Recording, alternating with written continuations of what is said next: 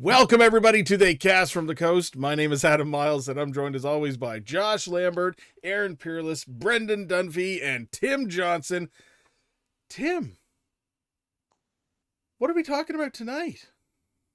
Well, I was thrown off a little by guard. I'm thrown off, Adam, because normally you do your little rant before you throw it to me, but you can do that in a minute because this is a live show. We're talking about the 1984 pivotal beginning movie of one of my favorite franchises, A Nightmare on Elm Street. Stay tuned, everybody.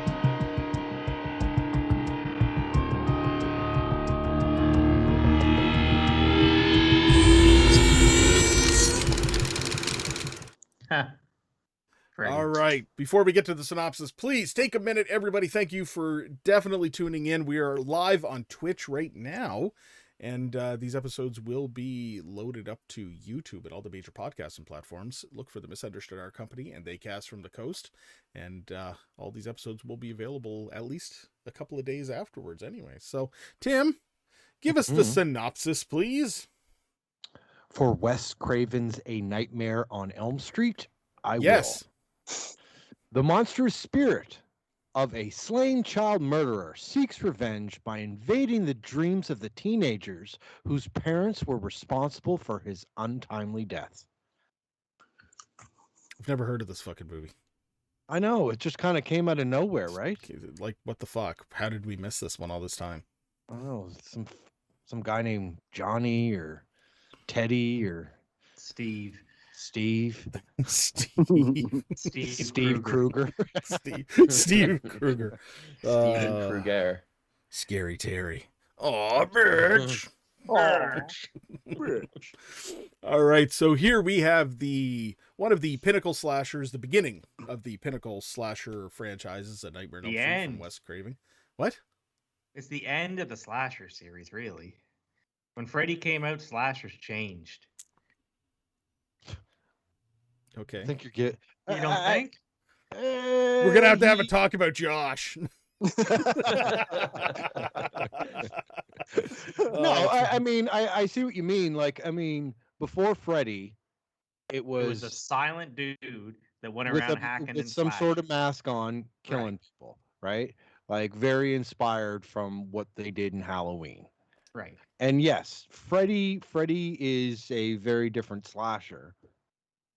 And he did take a lot of the franchises after his in different directions. So yeah, okay, I'll give you that, Josh. Like we don't slashers, have to have a talk about Josh now. All the other slashers, like even if you look at like My Bloody Valentine and Black Christmas, they all like hide in the shadows and they wait for you to be alone and then they kill you secretly and then they scurry off and they go kill someone else. Freddy ain't about that. No, he just hides in your dream. He's there. And then scurries off to somebody else's dream. We're all just horror ninjas. For real. Fucking dream ninja. Oh man. Yeah, okay, so let's consider it this. The rebirth of the slasher. I'm glad I'm here for this. Okay. Starting at the beginning. Starting at the beginning. There we go. So in this movie, we are introduced to Nancy. Nancy, one of the final girls from the slasher genre, very, very famous across everything. Fancy Nancy. She is plagued by nightmares. Her and her friends are plagued by nightmares of a man with razor claws, a striped shirt, and a fedora. that basically chases them through various parts of a dream, which look like hallways, school systems, and a boiler room. And people do, in fact, die in their sleep. And what happens to them in their sleep, basically, for the most part, takes them in real life as well. So the movie basically takes a little bit of a turn when they start to come together. All the teenagers come together and they say, hey, I'm experiencing this. And everybody kind of is, telling the same story, so to speak, about this man that's invading their dreams. And it gets a little bit further when all of a sudden one of the most famous deaths in slasher history occurs. The infamous scene dragging across the fucking ceiling. Tina. Yeah, Tina. I love this scene. Probably, in my opinion, the best death in all of the Nightmare on Elm Street movies. Because this is the one that shows the difference between Freddy Krueger and everybody else. You know what I mean? This isn't just, it isn't even just him slashing somebody up with his razor claws. This is supernatural in style. You know what I mean? Like he's dragging her across the ceiling, Just blood's painting the appearing, room. just painting the room with her. Exactly. And, the effects work that they did for the time, moving the room around and actually having it appear. And It's pretty neat. Yeah, it's pretty neat. It's pretty neat. So Tina dies. Her boyfriend goes on the lam because everybody believes, well, it's got to have been him. He's the one who did it. And nope, Nancy doesn't believe it. It's got to be Freddy. And the plot thickens. We start to uncover more. Throw in, guys. No. Okay. You're on your own with this one. No, do not say that because he'll do it. And we'll have You to guys sit can here watch and Starlight. And you'll have to sit there and fucking listen to me. I'm giving you the opportunity to shut me up, and you're still not taking it. You're the only one that watched it.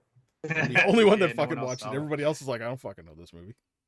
Freddy's got some pretty serious powers when you put him up against the other slashers. Like I feel like Jason, all you got to do is get away from Camp Crystal Lake and you'll be fine. Out of sight, out of mind. He doesn't give a shit about you at that point, except for if you go to Manhattan, because you'll follow Yeah, the well, rest if of you're in Manhattan. Manhattan, that's a whole right. other world. But I feel that Freddy is another. Okay, so like one of the names that Michael Myers is referred to is the Boogeyman. They call him the Boogeyman, even though his name is, as fans, we know him as the Shape, but the Boogeyman.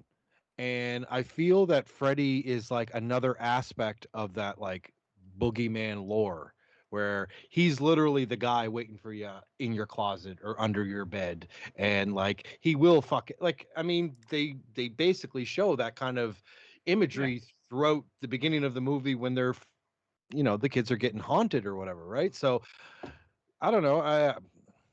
It's kind of genius if you think about it. I love it. Yeah. I love Very it. genius. Very genius. Yeah. Oh, you liked it. You loved it. And You loved it. and let's talk about this for a second What's here. more on So clarifying this, there was some memes that went around the internet there a year or two ago claiming that Freddy Krueger was based on like a real serial killer and all this bullshit. Okay, everybody has to know. All right, if you're listening to the show, you probably actually know this, but Wes Craven openly admitted that the character was based on like a homeless man that scared him one day when he was at like a fucking cafe or a bistro or something like this. And that's where the inspiration for the character came from. See, what I heard was he read a news article about a bunch of, I think they were Cambodian refugees on a boat having night terrors, and one of them like got so scared in his sleep he died. That was the whole idea behind dying in your sleep. Yes, but the actual character of Freddy Krueger was based on like some homeless man that scared him. It wasn't like based on a real serial killer. Well, hey, we just gave 2 fucking explanations for the origin of Freddy. So good job, Adam. Trivia time with Adam. No. No.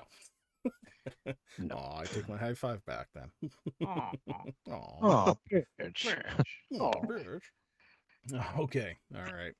Because we have a lot to cover tonight, and this is one of Josh's favorite slashers. Josh, would you like to regale us with some notes? Freddy is my favorite slasher. Let's just get that straight. I don't even know how many times I've seen this movie, so I can't see my first viewing. So your most recent This particular viewing, my most recent viewing of Nightmare on Elm Street, took place August 15th, 2021 at 6:34 p.m. I love the opening scene with the glove building. You get to see Freddy in his workshop making the glove. Then it cuts to Tina's dad, or I guess Tina's mom's boyfriend, who is like the most scuzziest scuzz that's ever scuzzed, and his wife beat her. And then you get this brilliant line: "I had a bad dream this morning," followed by Johnny Depp saying, "I had a hard on this morning." It still makes me laugh. We're here for Tina, not ourselves. Quote. Fucking weird. They're just like sitting there listening to Tina get railed. Weird. True. 5-6, grab your crucifix. Is there any point in the Freddy lore where a crucifix helps anyone? I think no, and I think it was only said because it rhymes. I think so. I think that's someone fucked up. I think it goes back, but I think it goes back into the Freddy lore anyway because he is a demonic type character. You know what I mean? So, Well, like, it's always I was assumed that a thinking about crucifix this. would help in anything Right. like this. So I was thinking about this the other day. He's actually a witch because he made a deal with the dream demons. He's not a demon himself. Hey, we should now we got Brendan here who has not watched any of the others. So instead of moving forward with all our knowledge that we have of Freddy and A Nightmare on Elm Street, let's just keep to this one movie. Let's keep him Okay. very virgin. Yeah, let's keep him like he doesn't know what's going to happen. You Why don't don't know, you sh- project you don't know yourself? shit, Brendan. Look at the excitement in his eyes and It's the just- little it's just- bit of I fear. agree. Let's keep Is him in it the boiler room possible here. that Freddy could even be Morpheus, the Roman god of sleep? Okay, we need to have a talk about Brendan after this show. It's too much talking. I always love the scene where you see Freddy like poking through the wall with that. I guess they use like a screen and he kind of pushes through it. Very cool. That's very cool. It holds up. Yep. It did. His line where he says, "This is God." That's kind of like the iconic Freddy line when she's praying. She has her crucifix and she's praying, and Freddy goes, "No, this is your God now," and he shows his claw.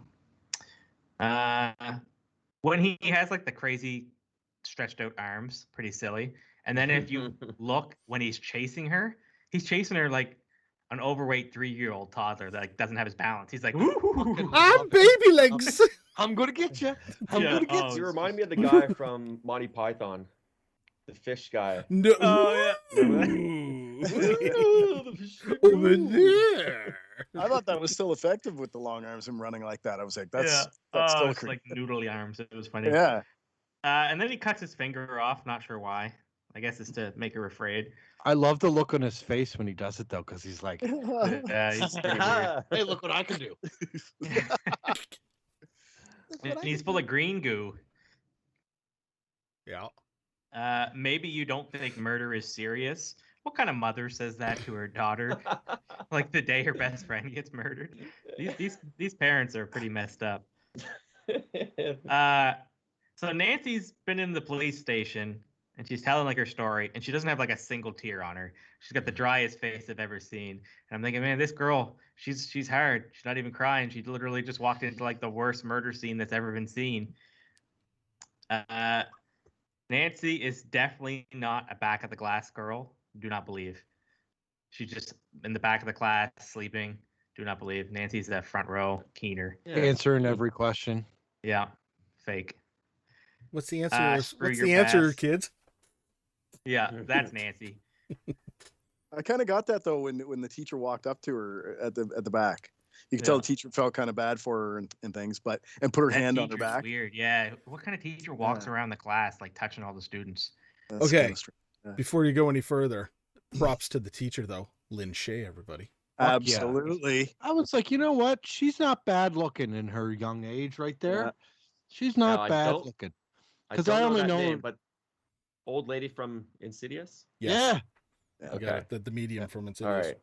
Yeah, she was nice in her younger years. Because you For- only for a see her teacher. as- Yeah, For a teacher. For a teacher. The sign downstairs pretty clearly states no students allowed. Again, I don't believe Nancy would violate this rule. Even if she At had a this hall point, pass. right? No hall pass. Screw your Fuck hall your pass. hall pass. Did you just say fuck your Paul pass? Your hall pass. I was hiccuping a bit. I'm Your sorry. Paul Hass. Your Paul pass. Just thinking of Paul Rudd and Mac and me. The forensics must have really sucked at this time because like there's blood all over the ceiling and there's just no human way for that to happen. The infamous tub scene with the claw coming up in between her legs. It's pretty big stuff for the 80s. I love Wes's dig at Sam Raimi with the Evil Dead playing because it's like so boring that this is what they watch when they're like trying to stay up. Yeah. God, I look 20 years old, quote. It's kind of funny. You had one job, Johnny Depp, and you really fucked up. You fell asleep. The reverse film on the sheets going around his neck, just like the vines in Evil Dead, for the fellow in the jail cell there. She pulled the hat through the dream. So why doesn't Nancy like dream of something useful, like $1 million or something, and then just pull it through the dream when Freddy's there? He's like, bitch, now I'm a millionaire. Oh god. Dreams don't work wrote- that way, clearly. Who wrote Freddy's name in his hat? Was Freddy's mom just like, now don't lose your fedora, Fred? Have a nice day at work, Frederick. Yeah. In this town, it's pretty clear the parents are the real monsters. That and the bureaucracy of unsigned warrants. Fuck's sake. Why would she take? Why would she take all the? Oh, why would she of all the parents, Nancy's mother, take the knives? Like, wouldn't there be parents of like kids that the guy murdered? How come Nancy's mom gets to keep the claw? I'm also trying to figure out how it didn't like get in worse condition from being inside of a fucking furnace for X amount of years. I don't know. Because it was wrapped in that little rag. That's what protected it. Yeah. Maybe they don't use a furnace. Just an old furnace. I don't know, but I still don't know why she got to keep it of all the trophies. Depp sucked into the bed. How the fuck again do these forensic people like explain the giant geyser of blood all over the ceiling? I just picture like a bunch of fucking people like Dexter walking in, being like, "Oh yeah, just normal, everything to see here. Yeah, look at the trajectory here. She's fucked, bud." I had a waterbed growing up, and I always felt like that scene was happening whenever I jumped in the waterbed, like Oh falling my into the water god. with Johnny Depp. There's a bed of blood. Yeah. Jumping in bed with Johnny Depp. She's going all Kevin McAllister on her with all these like booby traps getting set up. I know, right? Nancy screaming out the window to her father, and like the police officer's just like, "Yeah, we got it all under control, dear. Don't worry." Yeah, my father, you asshole. Yeah. Smashing glass and everything. It's like, Oh "Guys, yeah. what's going on?" Just He's causing like, a I wonder what the ruckus. fuck's going on over there. And then the giant sledgehammer comes down and just knocks Freddy right in the nards. She's literally gonna burn her house down. Like she didn't think this through at all. She lit kerosene all over Freddy and just torched. And the doors are locked. And is And locked then, in. And is locked in, yeah. and if you look when Freddy's going up the stairs, it's clearly a stuntman in like a giant suit. He looks like he's fucking 400 pounds heavier. Yeah. And then she walks in on Freddy boinking her mom while he's on fire. Was And he then you get- boinking her though? That's hot. It looked like That's it. hot. Then you get it was all a dream fake out, and then pulling the mother through the peephole. And again, I'm wondering, why is it 3-4 better lock your door when Freddy's literally just gonna fucking break through the window and pull you through Josh, it? it's because it rhymes. It rhymes. That's a good point, though, Josh. And those are my notes. Nice. Very nice notes, Josh. And interestingly enough, you have some criticism about this movie for it being such a fucking favorite too. Oh, I love it, but the That always cheese happens. and the silliness. Well, let's just go with that, shall we? Part that always All right. cringe though is the alley with the arms. Oh yeah, that's Every time I say it, I go, That was a come good on, start to the Freddy. movie You're for better me. than this, Freddy. yeah, and it's like And I remember first time you see him full Yeah, on screen. that's He- unfortunate. He for was Brendan. just waiting to get that out there. Like that was the one thing off his bucket list. Yeah. Yeah, do the long arm gag on someone. and the worst part about it is when you watch the Never Sleep Again documentary, like the effects guys are like, yeah, we didn't know how that was gonna fucking look on camera either. And they're like, yeah, it works, I guess. I don't fucking know. Pretty silly. Pretty silly. Aaron, Yo. why don't you regale us about the effects work in this movie from your Okay. perspective? Yeah, I'm not gonna. I mean, Josh hit on all the kind of cheesy parts, so I won't elaborate on those parts. First thing I had to notice, obviously, has nothing to do with effects, but nice caddy at the front at the beginning. I'm all about the caddy. Push wall effect was really cool above Nancy's bed there. That's always awesome. I always wanted to try to pull that off in the haunted house at some point.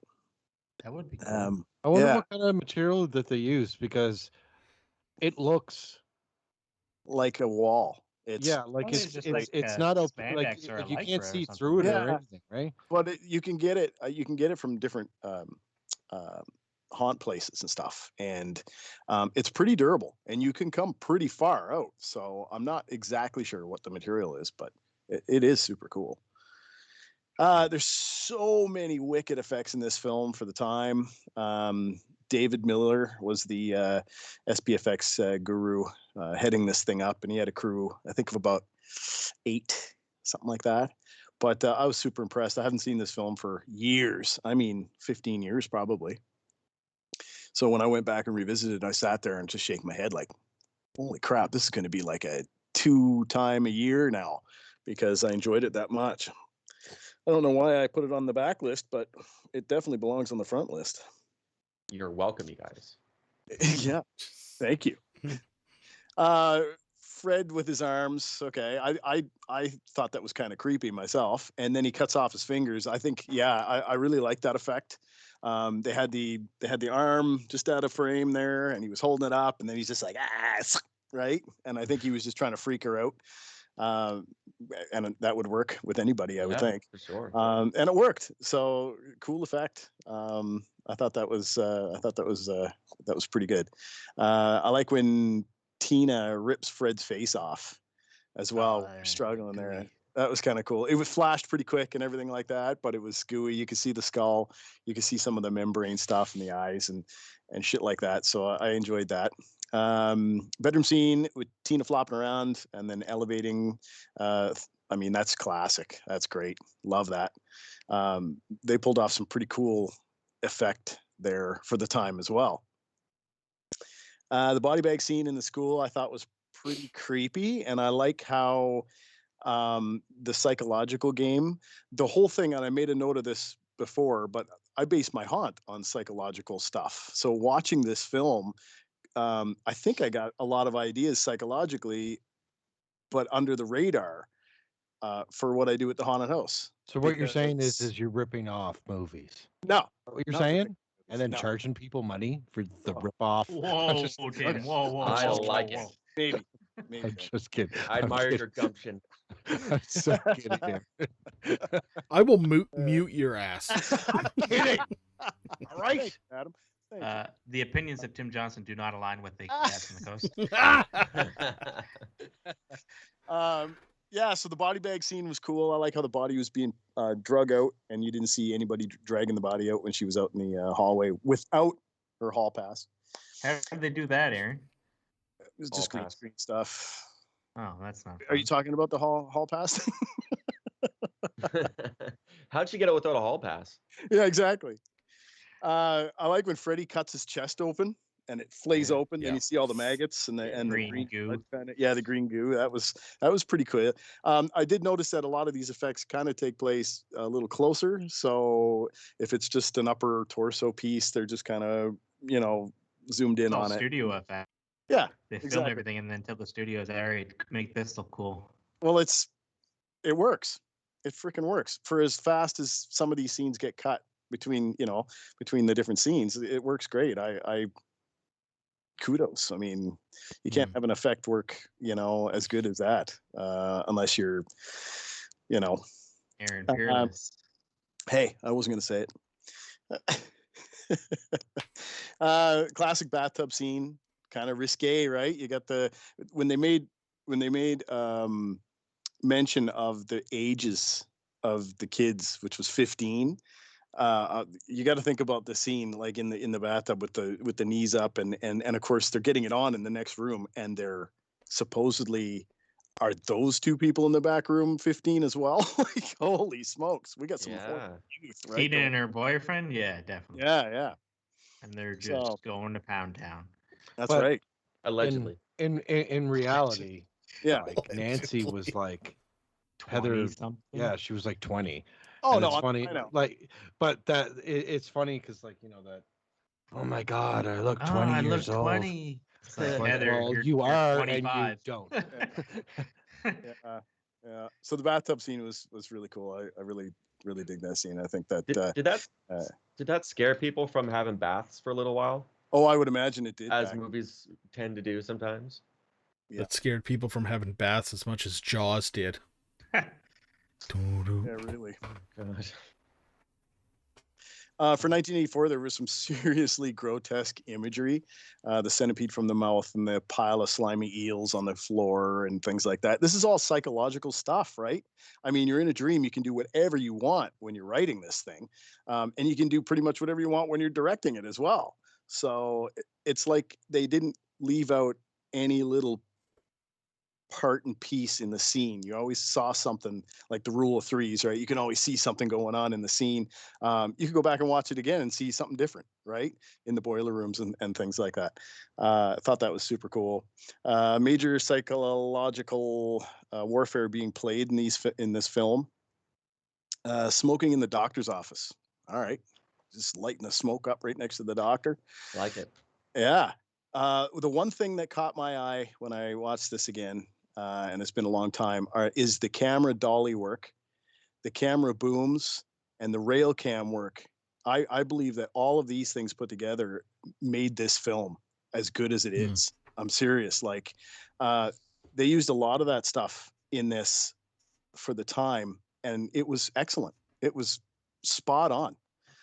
I noticed that, and I kept making reference to it as I made my notes and things like that. But yeah, it was wicked. Another thing is the actors, they failed to put some sweat on the actors here and there.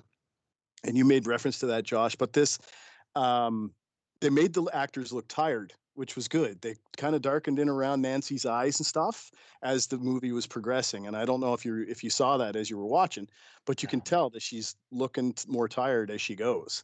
She probably was tired. Yeah, definitely. Making a movie like this.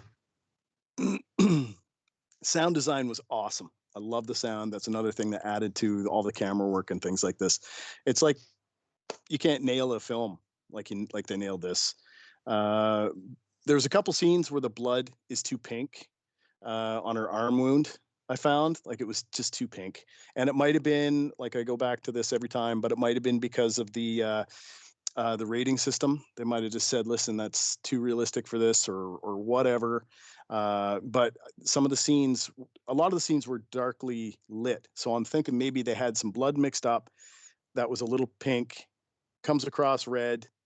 But at that shot, it was under the light and you could tell it was super pink, right? So that's, I think, my only real gripe in this was just that. Yeah. When Glenn died, he was Glenn is mush, Evil Dead style. I make reference to Evil Dead, right? Because it flows out of the bed like it comes out of the wall. And I think they thanked Sam Raimi at the end of this movie. I think I remember reading the credits or something like that. But maybe Sam had some input on how he could shoot that scene. Wes and Sam are good friends. Okay. They have like a professional rivalry where in the Evil Dead, he hung the torn poster of The Hills Have Eyes. And then they like played a the kind Evil Dead. of right. And it's kind of a going shtick between them. It's like, oh yeah, your movie was so boring that Nancy watches it when she wants to stay awake. And then the other guy's like, oh yeah, your guy's such a goof. His little claw is hanging up in the work shed when Ash is actually killing demons. Right. That's cool. That's pretty cool. What? Scary Terry was awesome. So is her dad's name Terry? Here's my question: Was the lieutenant's name? I think I heard them refer to him as Terry, I don't know. Lieutenant Terry Thompson in that. Here, hold on, I'll look it up. All right. Okay. I think they just refer to him as Lieutenant Thompson, but I swear that I heard a couple of people call him Terry. So I was like, there we go. Oh, that's where they got the Scary Terry from. It doesn't say. It says Lieutenant Thompson. Right. Well, damn. Great pyro Mystery for throughout the another house. day. Yeah. I thought the great set, great pyro throughout the house, the footsteps on fire going up the stairs. Wicked. You made reference to the bodysuit that was being used. I mean, back then they were layering up, man, and they had the fire retardant gel in between and all that stuff. And then, yeah, so there's going to look a lot bigger. Oh, he looked beefy. Yeah, he did. Yeah. And yeah, so those are my notes. I thoroughly loved this. Thought it was awesome for the second time. Yeah. John Saxon's character's name was Donald Thompson. Oh, okay. Lieutenant Donald Thompson. So Terry just rhymes with scary. That's right. Terry just rhymes with scary. That's all just it is. because it rhymes. You're gonna die, bitch. Because everything rhymes. That's the formula here. It is. Yeah. That's right. It rhymes is true. Well, good regal. All right, let's take 1 second here because we have a friend who wants to say hi to everybody. Coming back in a moment.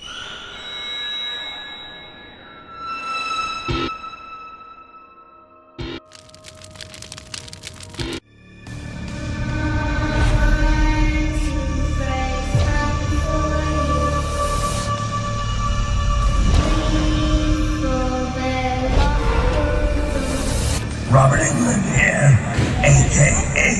Freddy Krueger. I'm watching and listening. They cast from the coast. You better or else.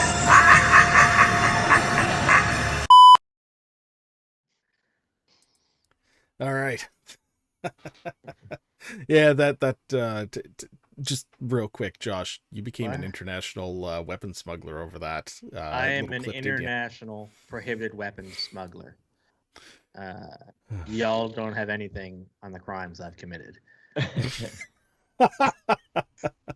Well, it's because you met him over in what is it, the UK? I did. I went to London and I got to meet Mr. England, and I thought it was a good idea to take my replica Freddy Krueger claw in a suitcase to get it signed by Mr. England.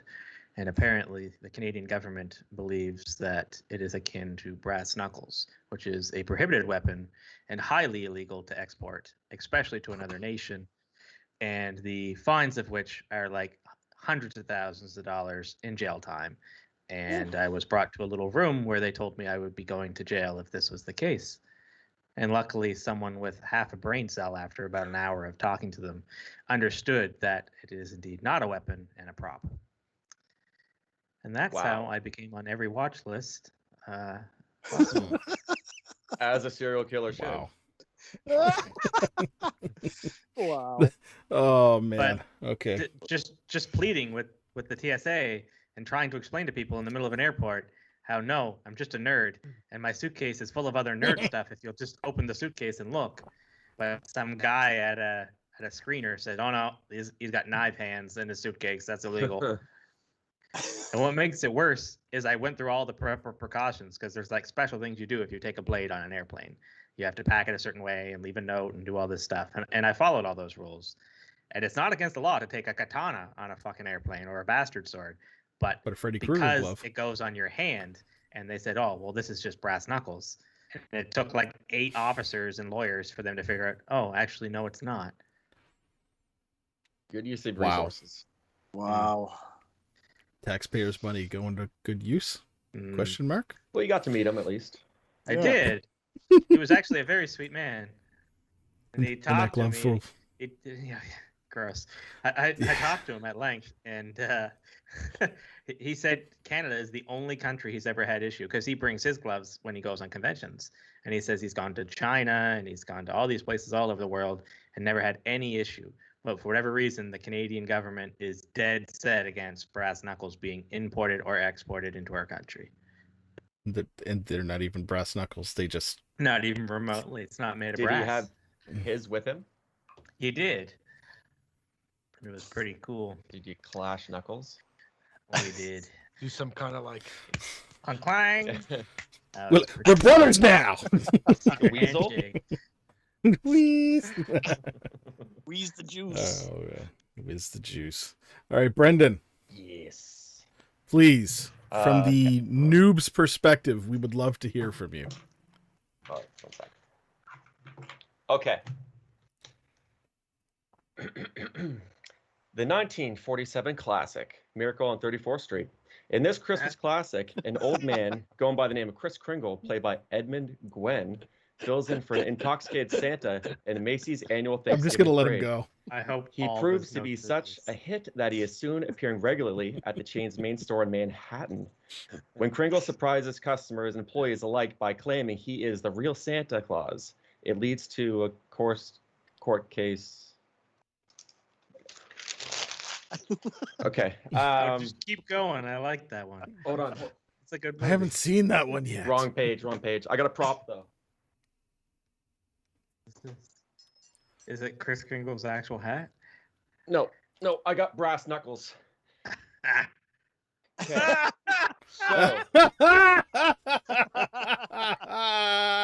in the 1984 classic, A Nightmare on Elm Street, directed by Wesley Craven, starring Robert Englund, an actress, I don't know her name, so we'll call her Nancy, and Jack Sparrow, his debut film. So it opens up with him making his signature weapon, creepy ass industrial basement using lots of near sightings of Freddy. Premise of violence carrying over from dreams is a terrifying notion to me. I just had to write that down there. So this is before I knew the name. So school jock dude saying, I had a hard on this morning, Tina, with your name written all over it. And she fires back pretty quick and says, there's 4 letters in my name, John. I think his name was John. How could there be room on your joint for 4 letters? Hysterical. She called it a joint. She should just looked at him and said, spoon me and fork you. What's really funny about that, Tim, is she's insinuating he has a tiny penis. Oh, see, I didn't get it. Thank you, Josh. You're welcome. Thanks, buddy. So I noticed at the sleepover, rotary phones, cassette tapes, boom boxes, classic 80s party. I would assume. I was born late 80s. Everyone's having the same dreams. That's pretty suspect. Every cool guy has a switchblade in the 80s. True. And some of them are switchblade combs. Jesus. Okay. Yeah. Oh, okay. Tina was way overselling the sex scene. I didn't believe it. She's faking. Then the cool guy admits to having nightmares as well. Everyone knows if you sleep with a cross on the wall, demons will be drawn to you to either flip it upside down or make it drop on you. So stop doing that. Pushing through the wall is a very cool effect. I liked that a lot. I feel like I've seen it before in another movie, maybe. Maybe a scary movie. I don't know. Is that like a common thing these days? Been in a few things. But It's been it a was few like iconically Nightmare It on was Elm like Street. kind of where it was created, I guess you could say. Okay. So that was a cool effect. She hears a noise and goes outside in her pajamas, just like a crazy person would. But it turned out she was dreaming all along. To which she saw Mr. Fantastic Freddy with his super creepy arms. Super creepy special effects. And I love how he toys with people. I thought it was psychologically brilliant. That's what I say. At the time, I could see, in that era, I can see that be very terrifying for audiences. Cool guy runs after the murder. The really cool painting the room scene, which is super suspect thing to do. I'm sure he could have explained anything. Actually, you know what? He had a switchblade on him. It's hard to say. He shouldn't have done it. Maybe you don't think murderous serious line killed me. I love that. Terrible fake crying. I wouldn't be going to school personally after witnessing a bloodbath like that. No, you get a solid week out of that. Yeah, totally. Especially Two, if nowadays, you you get like a milk month it. off. Teen in the body bag was creepy as hell, and I loved it. She seems to not fully realize she's dreaming, or maybe she did. I don't know. I was writing these notes as I was witnessing things. She finds her way down to the spooky industrial basement, as we now know is a boiler room. Special effects, again, awesome as hell. Definitely should have went to school, is what I deduced from that entire situation. That she should not have went to school. She was sleepy, was not smart. She was able to hurt herself in a dream, which is interesting because it's not just Freddy that does the hurting. She was able to burn herself and wake up. So, That's actually an important notion. So you can burn yourself awake by getting slashed apart by Freddy. You just sleep through? Right. I guess so. Kind of strange. Uh-oh. Next week we'll get Wes on. Oh, who's gonna tell him? Oh, the bathtub scene. She was singing 1, 2, Freddy's coming for you. Was she awake? She wasn't asleep yet at that point, was she? Just falling asleep. Because she was singing that while she was falling asleep, but she didn't know his name was Freddy Krueger. Right? No, I think at that point she suspected who it was because that's like she heard the rhyme. Yeah. But she didn't actually know his name until the hat.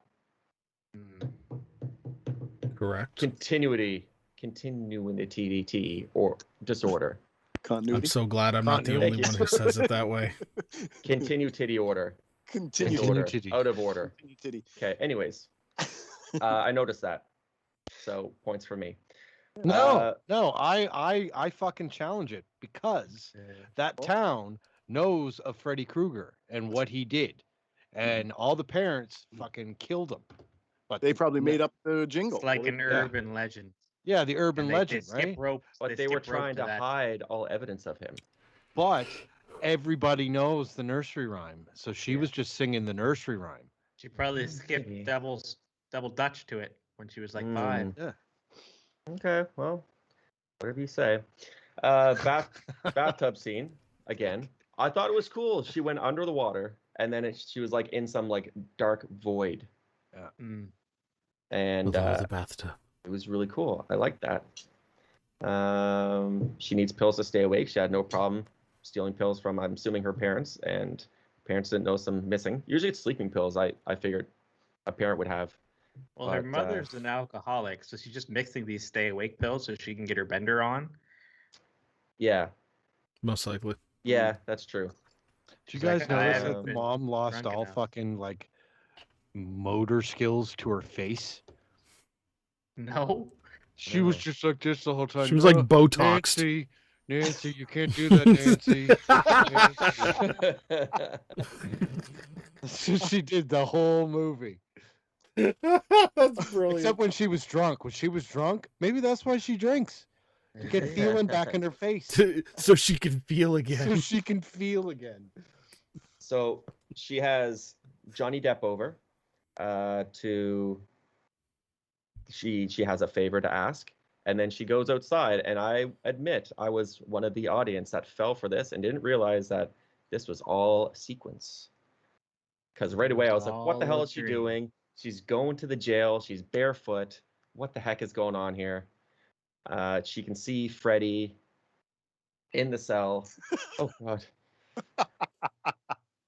Good job, Josh. Anyways, yeah, fell for that. Good job, movie. Good job, Wesley. She was screaming in her sleep, And her mom still took like 100 years to get to her room. Yeah, hey, are you okay? She's probably drunk. Just drunk again. Like I think I would be, like she has no feeling in the rest of her body. Or she What do you hates her think you're daughter. doing, Nancy? Nancy, are you She okay in really there, hates her Nancy? daughter. Her and her mother do have a weird relationship. It's strange. I think his name's Rod, right? The cool kid with the switchblade. I don't know. We're gonna Sounds call him about Rod. right. That sounds like a Rod name.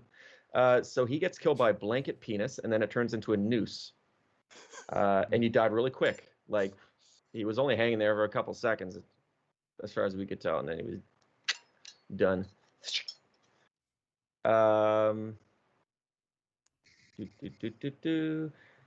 Nancy describing Freddy. Parents seem to recognize the description of him, and that's when they were in on this all along. They knew all about Freddy. You got the twist. I finally got it. I was a little slow.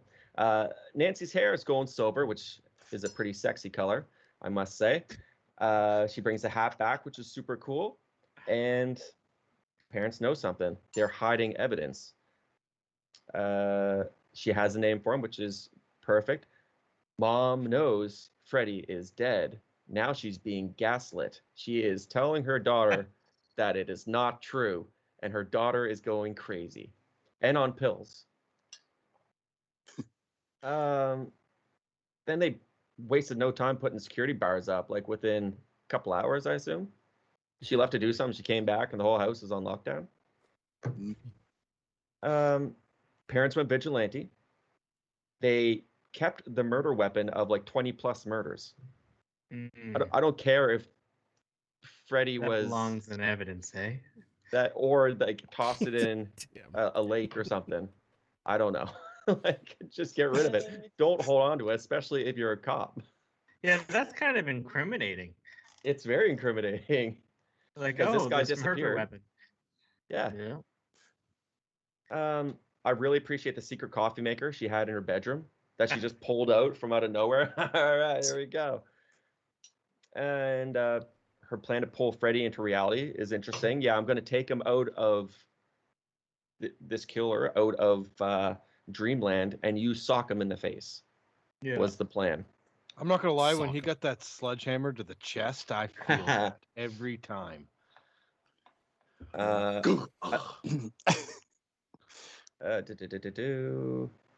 the pull through bed scene was super cool and creepy as hell. And I was watching it while on a bed. So I didn't feel great, guys. I did not feel great.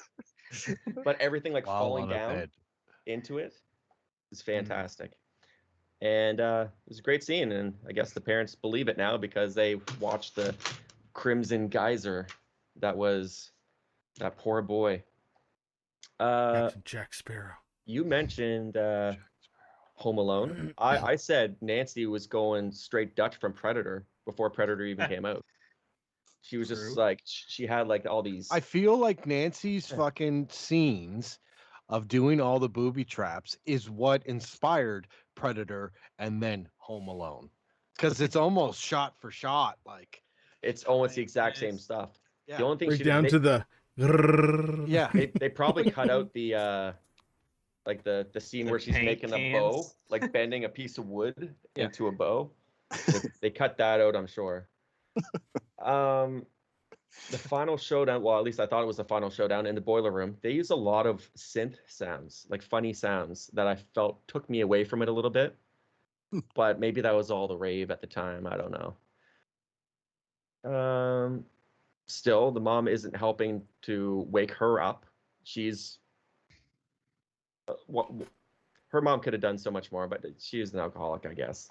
We've established that. But I think if someone is screaming, no matter how drunk you are, you're still gonna wake up and be like, "What the fuck's going on here?" You know? She has a problem. She breaks multiple windows while fighting, and the cop just looks at her. After the second or third window, he's like, "Oh, I should go get the lieutenant." Let him know what's going on. While they're dealing with a murder across the street, and then somebody else is screaming in another house and can't get out. Well, that's peculiar. Maybe it's nothing. Just nothing. I told she hasn't slept in a while. Especially after hearing like explosions and potentially seeing fire and smoke. I thought the burn suit you guys mentioned, I thought was pretty hilarious. It almost looked like a black ski mask when he was running up the stairs or something. Most likely Like, will be. It would be. It was probably soaked in fire gel. He was swole. I thought the fire footprints were super cool, and Crispy Mama kind of made me chuckle a little bit. He's definitely creepy as hell. Freddy is a creepy dude. I'll be honest, I didn't completely understand the ending. He lost all his power because of lack of. She no longer feared him, so he lost his power. And then the mom's back, but is she dreaming or is she dead? I don't know. But then she flew through the window and I laughed. It's my favorite scene in the It's like so good. any movie ever. It's like just like sucked in, like hoovered into through the window. She was hoovered in. It was fantastic. The roof of the caddy too, when it folds up. I forgot to mention that. That was pretty cool. I thought. Yeah. A little early piece of trivia is when that fucking top on the convertible is coming up. It's coming up way too fast, and their reactions of freaking out are real. Oh, cool. Who they're going like, what the like? They're real. Wes is sitting there going, got them.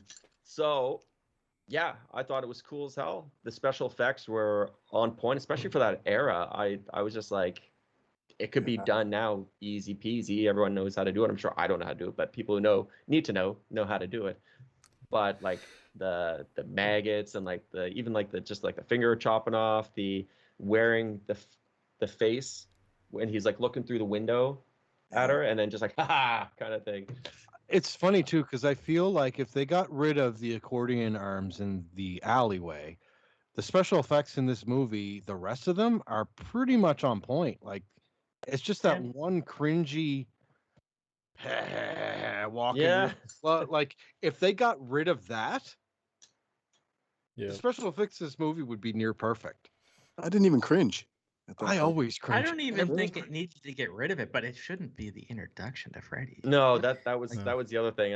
I knew roughly what he was about, but if I was back in 1984 seeing it for the first time, I'd be like, "What are we watching here?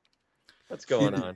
I mean, when I watched people their first introduction to be that, like, when I watched this the other day again, all I could think of was that episode of Rick and Morty with the interdimensional cable. It's Detective Baby Legs. Is this the sound I make when I run?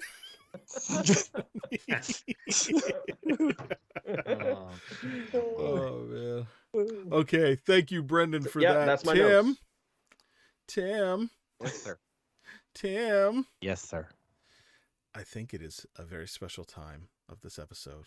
Yeah. One that I like to call Trivia Time with Tim. So I have one piece of fake trivia, but I doubt the fucking quiz breaker Josh is gonna fall for a piece of trivia about one of his favorite movies. Oh, why you gotta set me up like that? This film has been out for so long. There's probably like a million trivia facts. Okay. Well, I'm gonna say it anyway, but I'm not gonna feel as bad if you call baloney because of it, because that'd be like me trying to quiz you about fucking Evil Dead. You know what I mean? Like a lot of stuff. I think you might squeeze this one by me, Tim. You think? There's a lot of trivia. There is a lot of trivia. I'm gonna not be able to do all of it because I'd be here, for a while. But let me clear the palate. Oh, I can't wait to rewatch that.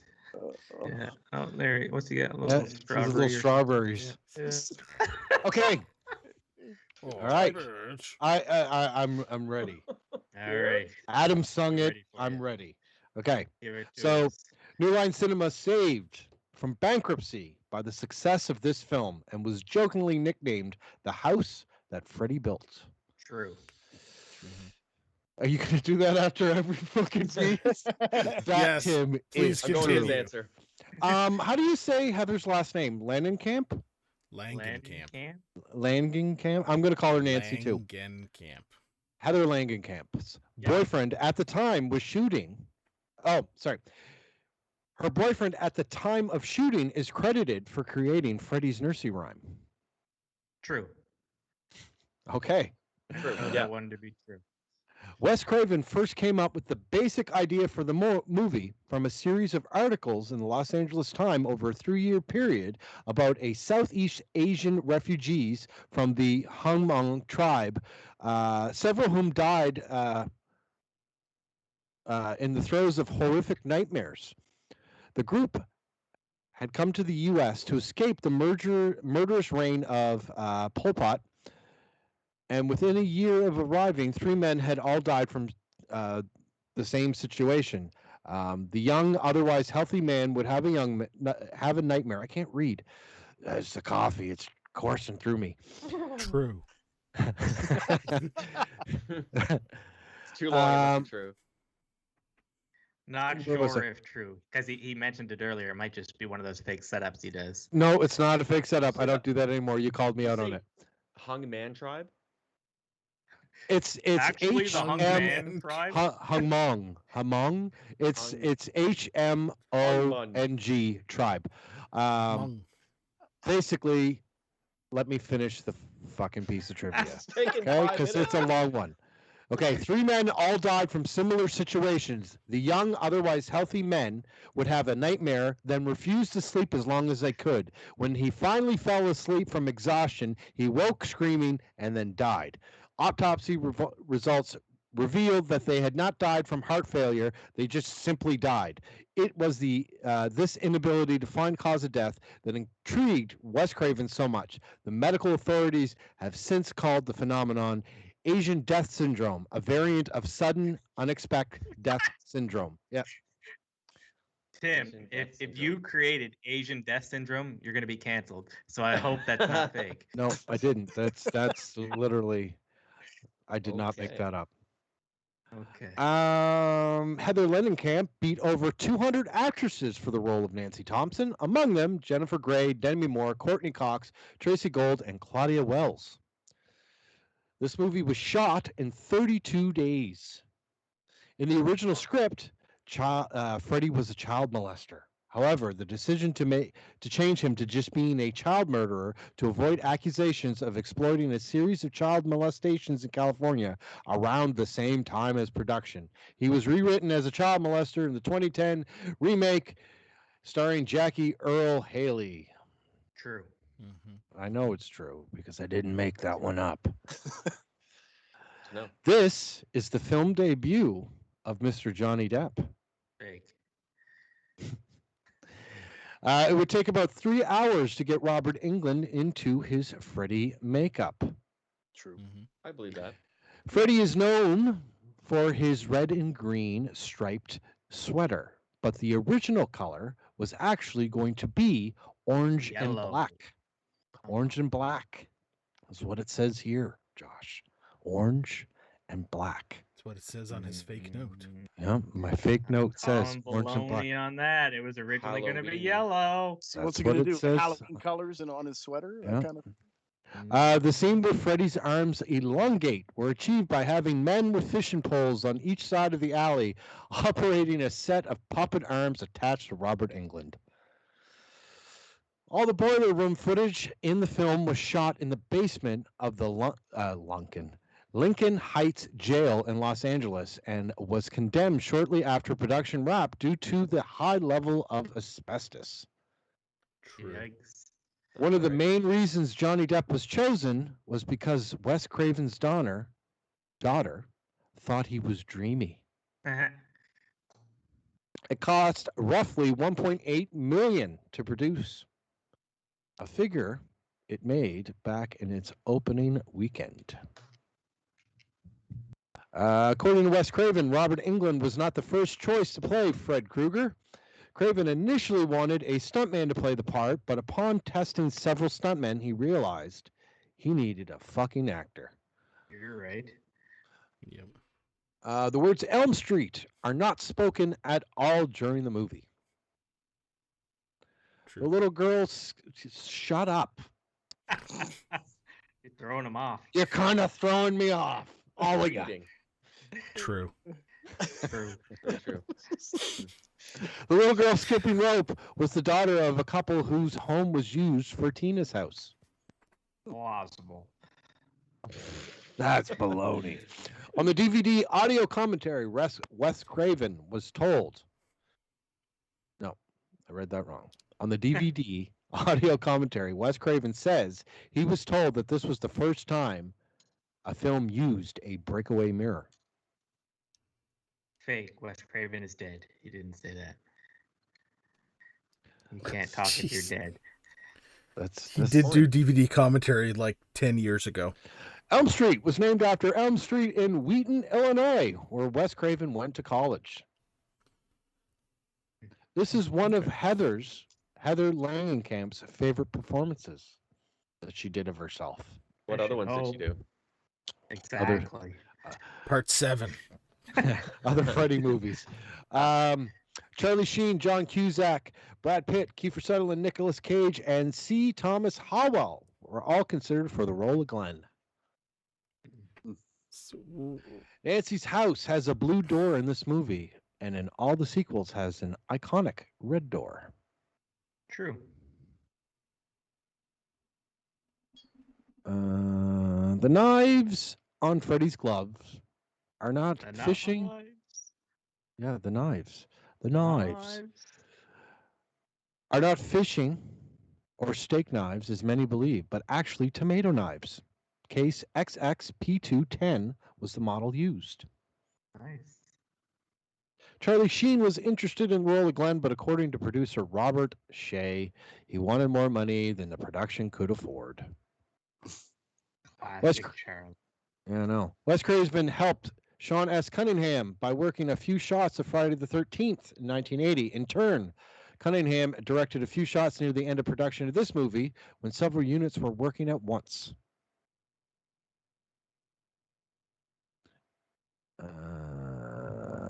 The film takes place in 1981. The car that Nancy, Glenn, Tina, Rod drive away in the end, is a 1958 Cadillac Series 62 convertible with a red and green pattern hardtop. Yeah. Not That's orange obvious. and black. No, not orange and Not black. yellow either.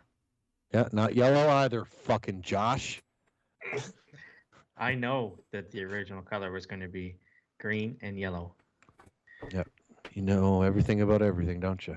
No, I just know that particular fact, which means my baloney detector is through the fucking roof right now. I can't wait to tell you you're wrong.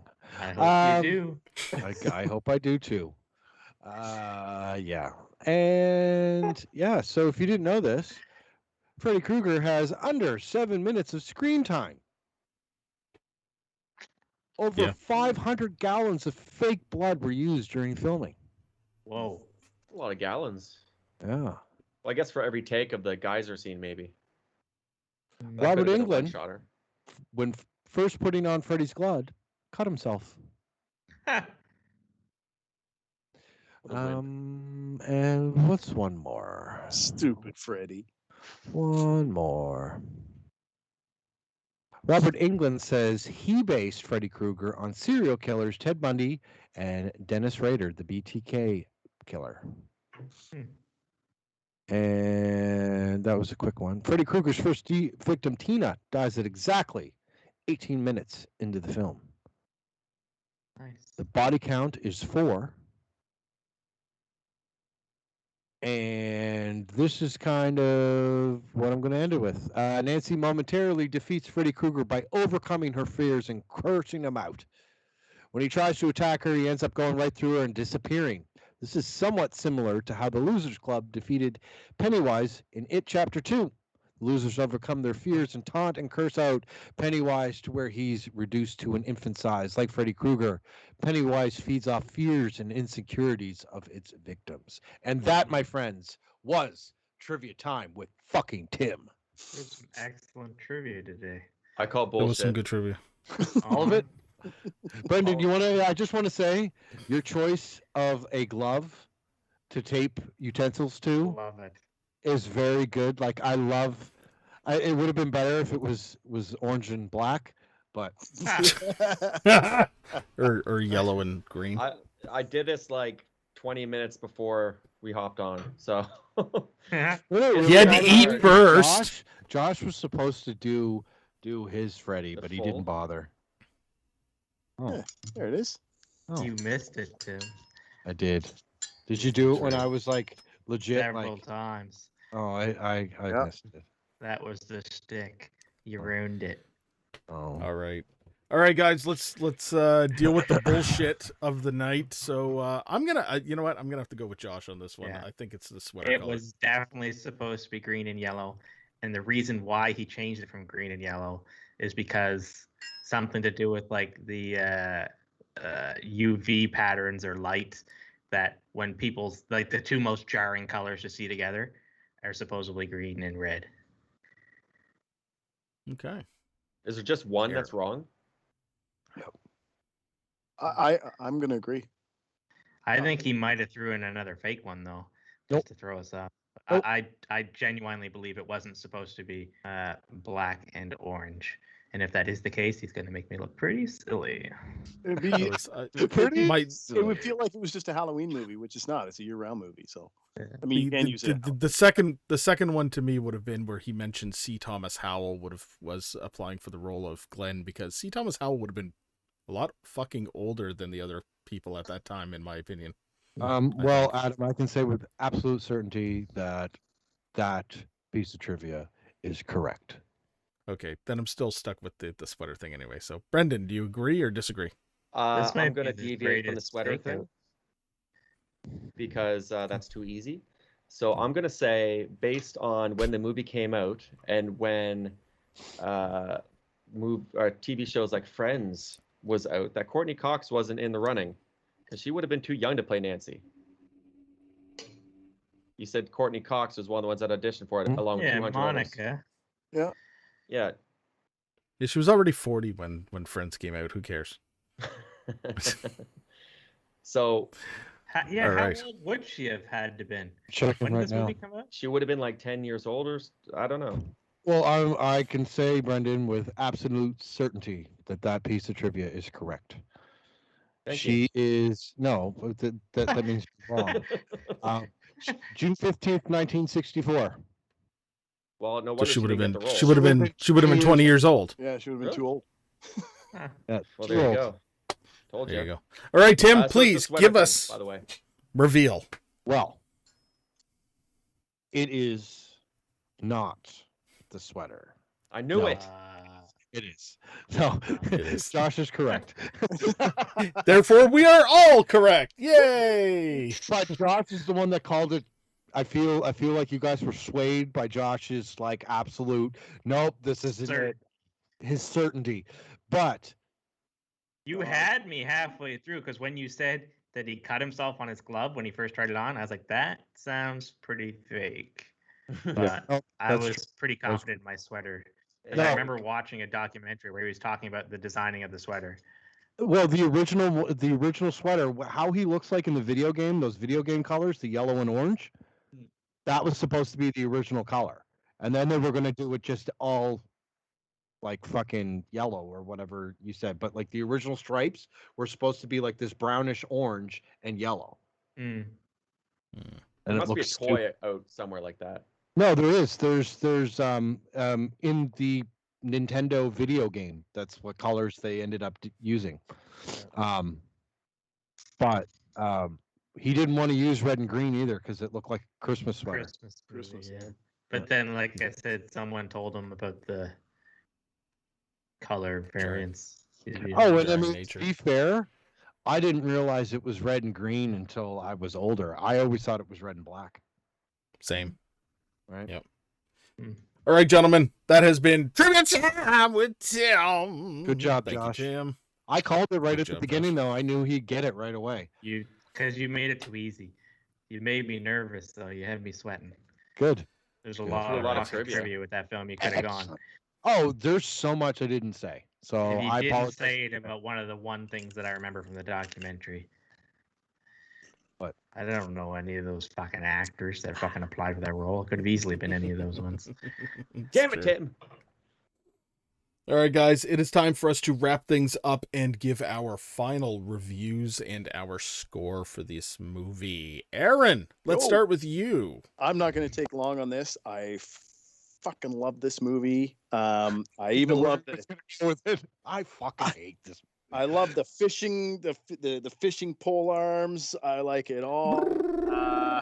The cinematography, Freddy's makeup, even though you only saw about 7 minutes of him.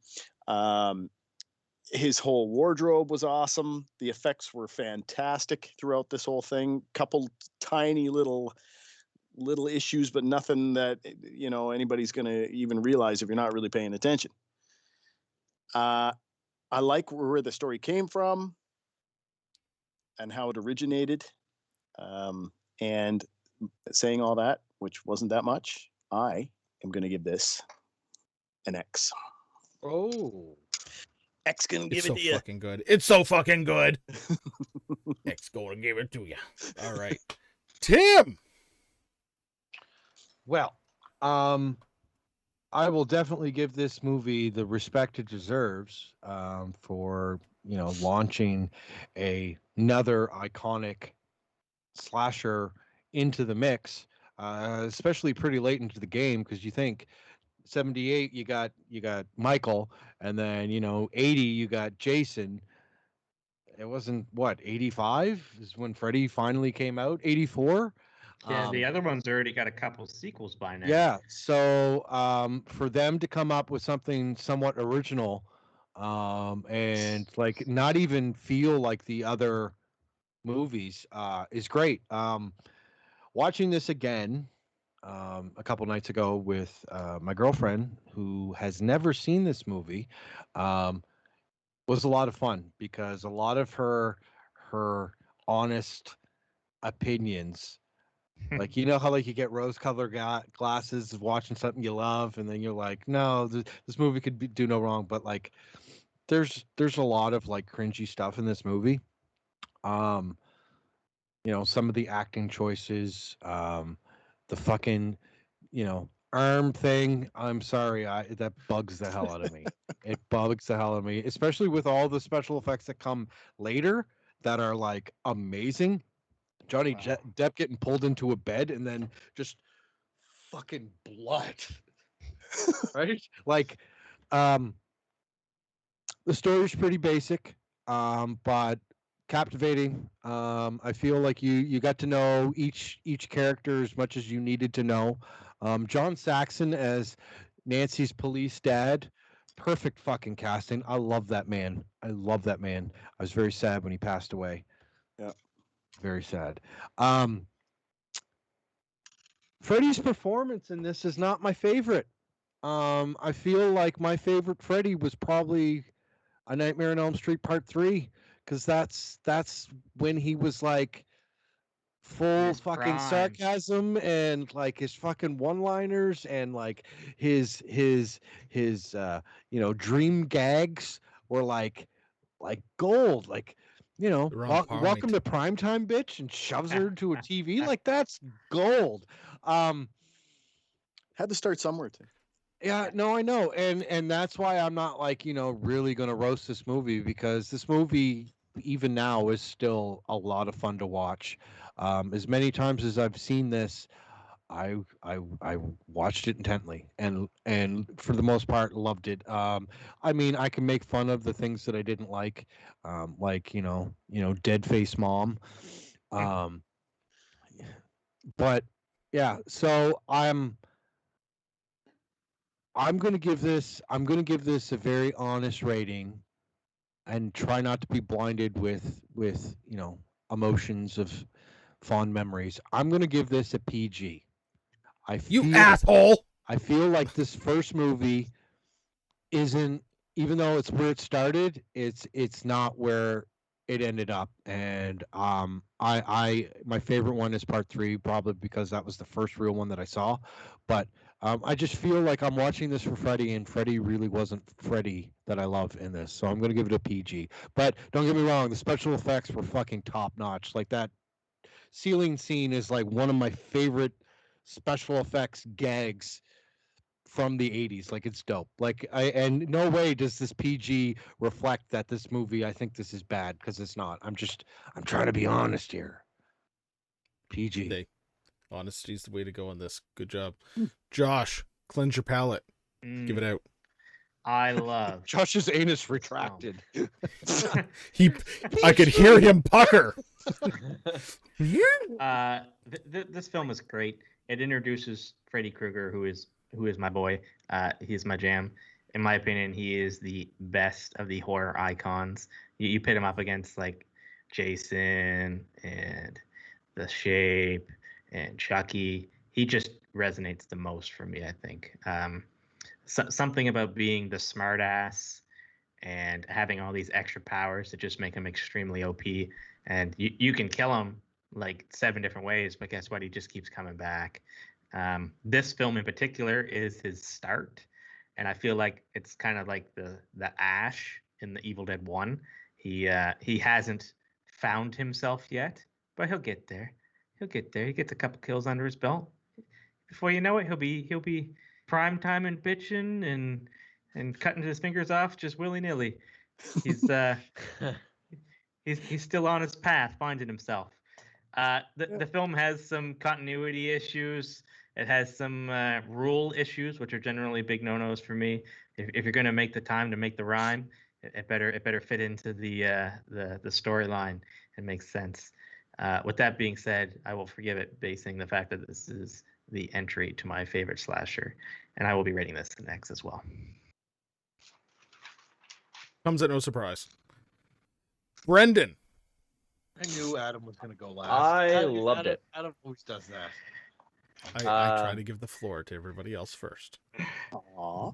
Can't it's my turn. No, it's not. It's because he wants to rant with no fucking time. He just wants to keep it going. Nope. Go, Brendan. Okay. I loved it. I thought the special effects were really cool. I thought Freddy, I want to see more Freddy.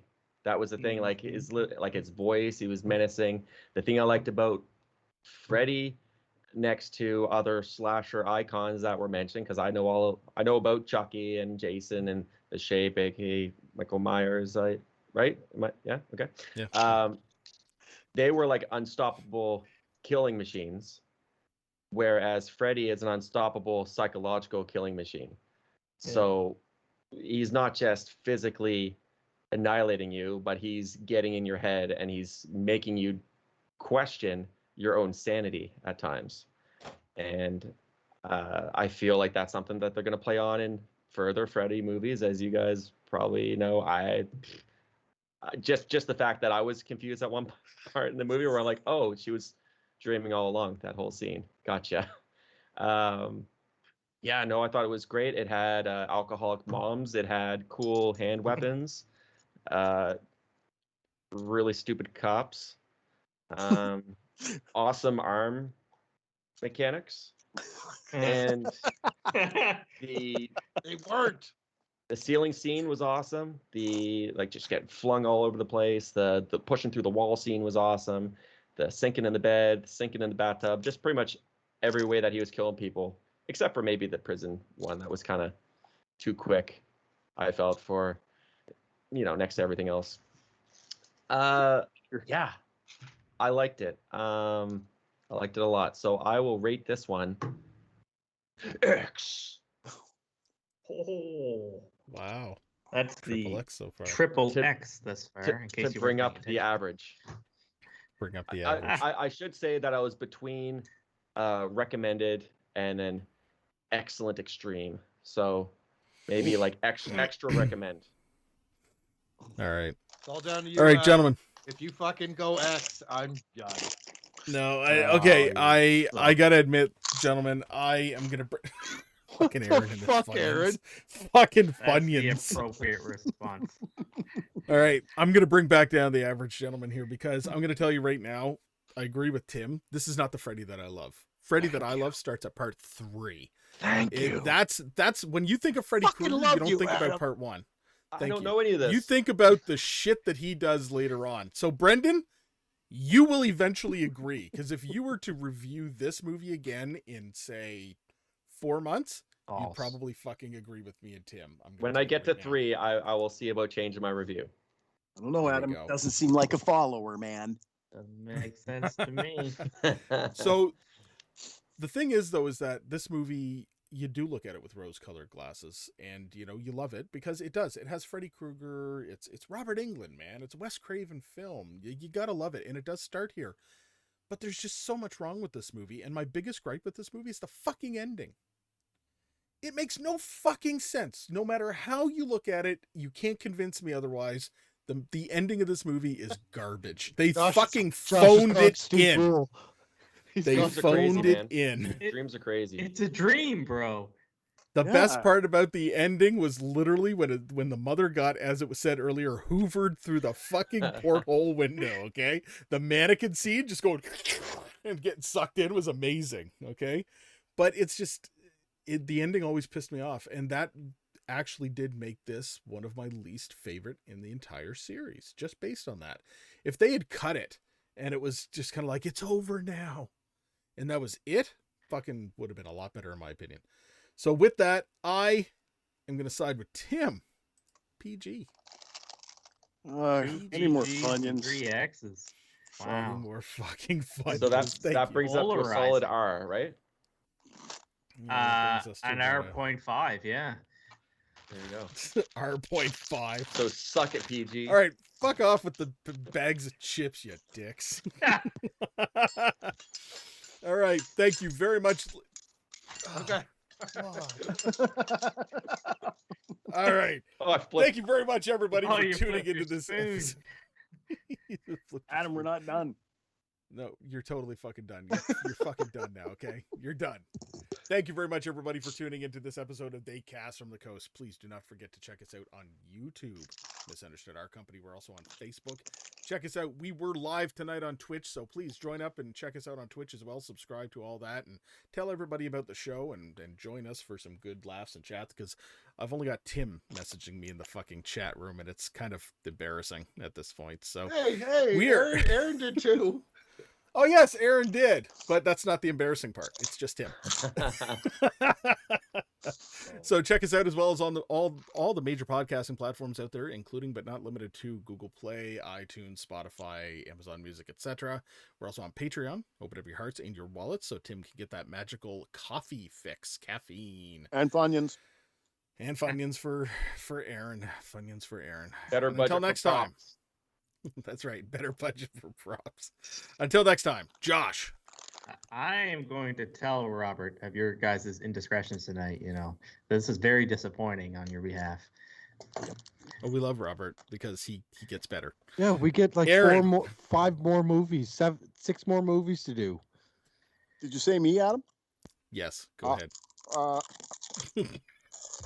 Something about Funyuns. Freddy's coming for you. That's the only part of the rhythm that's true. I'm going to write a saucy letter to Wes Craven about the two of you. He is deceased. Somebody's going to tell him. This is really embarrassing, but he's no longer with us, unfortunately. Then I will Ouija board him. All right. Tim, say goodnight. Stay safe and stay spooky. Until next time. Keep it creepy, everybody. Good night.